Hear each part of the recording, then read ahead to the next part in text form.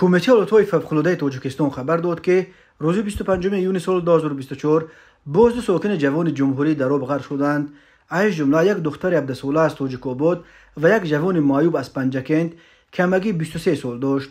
بنا به خبر قسم نوبداری کمیته حالتهای فوق‌العاده 25 یونی سال روان تخمینا ساعت 13:00 دقیقه یک ساکن 17 ساله دهه شنگ جماعت دیات زرافشان نویه تاجیک‌آباد به دریای سرخاب افتاده غرق شده است. سبب حادثه دقیقاً معلوم نیست. جسد این دختر 17 ساله پیدا و والدانش سپرده شد. حادثه دوم در شمال کشور رخ داد. روز 25 یون ساعت 14:00 دقیقه یک ساکن دهه روزی جماعت دیات یوری شهر پنجکند خبر داد که فرزند معیوب 23 ساله او هنگام جمع‌آوری اعزام در ساحل دریای زرافشان پایش لغزیده و به دریا افتاده است. فوری به جای حادثه نجات‌دهندگان کمیته در نواحی وادی زرافشان رسیدند.